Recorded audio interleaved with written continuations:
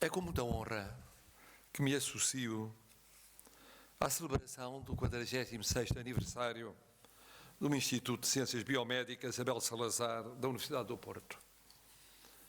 E a esta cerimónia, pois são vários e fortes os motivos que justificam a nossa presença e o nosso júbilo. Esta é de facto uma escola especial. Foi sempre desde a sua fundação e continua a ser. A cerimónia de hoje sublinhou, de vários modos, este caráter único. Caráter único que está tão presente em várias das figuras que marcaram o seu nascimento, o seu percurso e que desafiaram, não poucas vezes, o destino, abandonando carreiras de sucesso noutras instituições, noutros países, para virem para aqui, por acreditarem que era possível fazer algo diferente e de novo. Esta escola foi inovadora desde a criação. Desde os passos primeiros de Corinda Andrade, Rui Luís Gomes e também de Nuno Grande. E fê-lo com sucesso, estabelecendo-se como uma escola de referência na sua Universidade do Porto, no país e a nível internacional, na área das ciências da vida e da saúde. Uma das facetas em que marcou a sua diversidade foi o modo precursor como abordou a formação nas áreas da saúde. Num tempo que não é o de hoje, em que a formação era vista como fortemente estratificada e compartimentada em capelinhas e em disciplinas estanques, os seus fundadores, de modo visionário, preconizavam uma formação aproximada, ou até mesmo em parte conjunta, das várias áreas da saúde. A saúde humana, a saúde animal, a saúde ambiental. Este caminho foi sendo feito dentro da Universidade através de formações conjuntas e inovadoras. Na Bioquímica com a Faculdade de Ciências, na Bioengenharia com a Faculdade de Engenharia, mas também em múltiplos cursos com outras faculdades e áreas do saber dentro e fora da Universidade do Porto.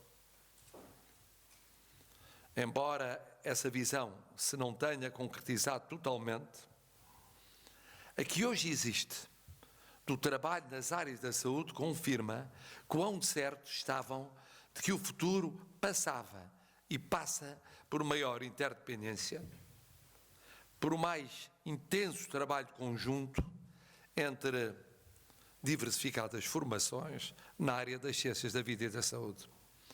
Mas a escola foi também pioneira no modo como valorizou a investigação nessas áreas e como as concretizou através de uma pista colaborativa, prevalecendo quer na investigação fundamental, onde vários dos seus mais ilustres professores tiveram e têm um papel importante na criação e desenvolvimento de unidades de investigação prestigiadas que agregam múltiplas áreas do conhecimento, quer na investigação mais aplicada, em particular na investigação clínica, através de uma intensa e profícua colaboração com os seus parceiros, nos quais se destaca o Centro Hospitalar do Porto, além de outros importantes estabelecimentos de saúde.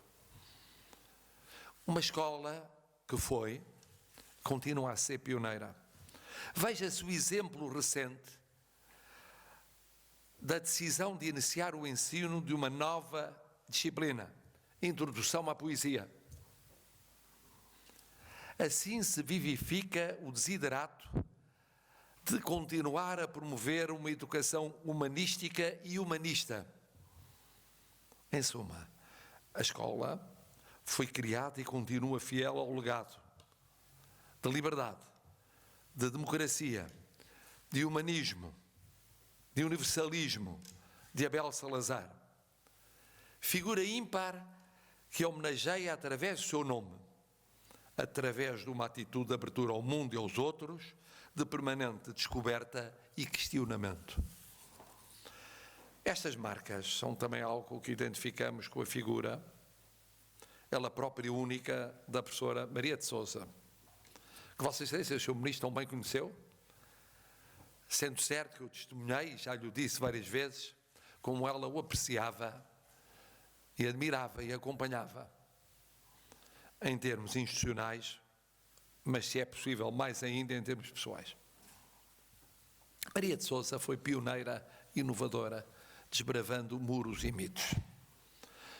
Foi uma pioneira no seu trabalho de investigação, mas, sobretudo, na forma de encarar a ciência. Nela admiramos o brilhantismo da cientista que publicou trabalhos de pesquisa que influenciaram investigadores por todo o mundo. Mas, do mesmo modo, a humildade com que colocava o conhecimento ao serviço dos outros, como um aspecto central da vida em sociedade. Muito tempo antes do atual sublinhado da relevância da ciência para o presente e, sobretudo, para o futuro das nossas comunidades. Já o disseram aqui oradores ilustres, Maria de Sousa é sempre evocada pelo seu caráter exigente, para com ela e para com os outros, fossem eles os seus maiores amigos, os seus pares, os seus próximos, fossem eles responsáveis académicos ou políticos. Alguns dos presentes se lembrarão de inúmeras ocasiões em que ela os encorajou, de formas mais ou menos subtis ou assertivas, a afirmarem valores de qualidade, de rigor, de exigência nas decisões académicas e políticas, no financiamento, na avaliação, no apoio constante aos colegas mais jovens. E faziam, através daquela modalidade híbrida que a caracterizava, de relacionamento humano, feita de determinação e de doçura. E, sobretudo, de quem acreditava que o futuro se constrói hoje, agora, e não se adia com desculpas ou pretextos. De quem nunca desistiu de lutar por aquilo que era o seu caminho e era a razão de ser da sua vida. Lembrar Maria de Sousa é também evocar o seu sentido crítico e curiosidade insaciável. Verdadeiramente insaciável. É evocar uma mulher. Uma mulher. E esta é uma faceta que importa destacar. Não havia tantas mulheres assim na ciência em Portugal, com a sua visão do mundo, a sua experiência do mundo e a sua coragem na afirmação como mulher. Hoje a realidade é diferente. Temos um panorama científico feito também, se não cada vez mais, de mulheres no ensino, mas sobretudo na pesquisa, na investigação. Não era assim na transição dos anos 60 para os anos 70. Não era assim na viragem dos anos 70. Mas depois juntava a essa característica o seu cosmopolitismo. Tinha raízes profundamente nacionais, aqui o lembrou Vossa Excelência, Sr. Ministro, mas era naturalmente cosmopolita. Sem fronteiras. Totalmente livre. Sem fronteiras geográficas, sem fronteiras institucionais, sem fronteiras científicas ou de saberes. E depois, aquilo que é tão importante e tão decisivo, saberão as colegas e os colegas tão bem quanto eu. Uma mulher que encarava as instituições não como fortalezas assediadas, que importa defender, mas como casas abertas ao encontro dos diferentes saberes. Como portos de abrigo para todos que ousem questionar e compreender. Ou até mesmo como cais de partida para novas descobertas e viagens académicas, científicas ou pessoais. Isto é tão importante quanto, ao longo das décadas, todos conhecemos, ao nosso lado quem acentuasse como caráter institucional uma visão defensiva, fechada, quase egocêntrica da realidade do ensino e da investigação. O contrário daquilo que era a vocação e era a mensagem de Maria de Sousa.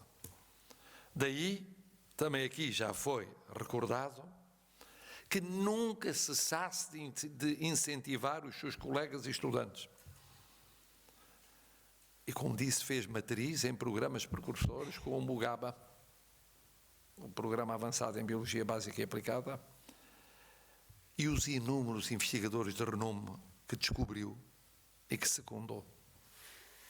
Esta humildade era particularmente impressionante quando se falava com ela, porque se apagava.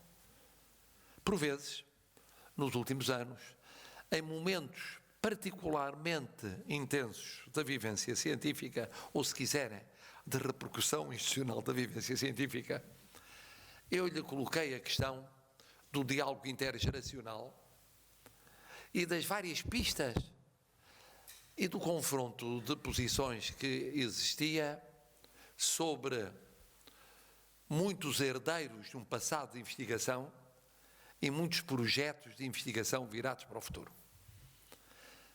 E ela apagava-se, dava o seu conselho, apagava-se valorizando sempre a opinião, a posição e o caminho dos outros em detrimento da sua própria experiência. E à medida que o tempo corria, mais afirmava a sua humildade. Mas depois não ficava por aí.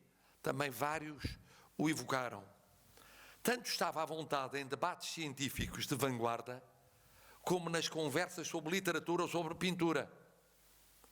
Pois, se de Abel Salazar frequentemente lembramos a frase de o médico que apenas sabe medicina, nem medicina sabe, Maria de Sousa deixa-nos de legado o lema de que tudo importa conhecer para saber algo de medicina, de saúde e de ciência.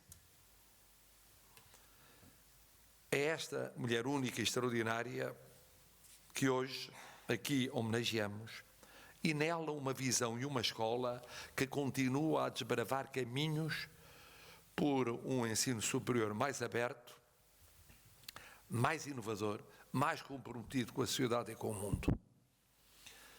E dois apontamentos me ocorreram já em plena sessão.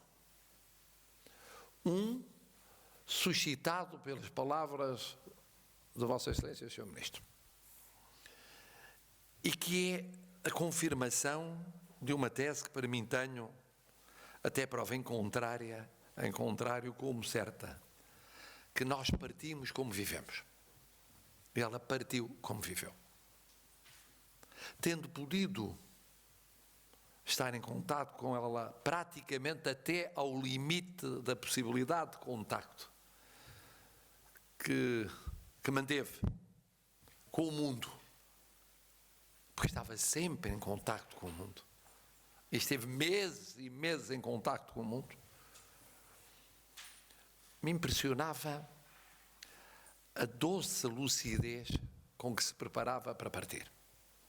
O poema aqui citado é o retrato disso mesmo. A lucidez, porque lúcida esteve até ao fim. Lúcida sobre o percurso que trilhava.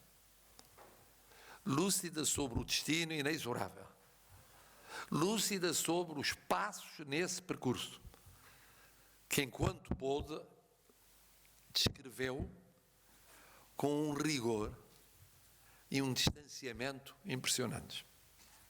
Mas depois uma doçura, a mesma doçura com que dava um conselho, ainda que duro e muito crítico, a mesma doçura com que acompanhava quem desbravava caminhos na ciência, a mesma doçura humilde com que intervinha em debates sobre domínios que não da ciência, mas das artes, ou da cultura em geral, acompanhou até ao fim.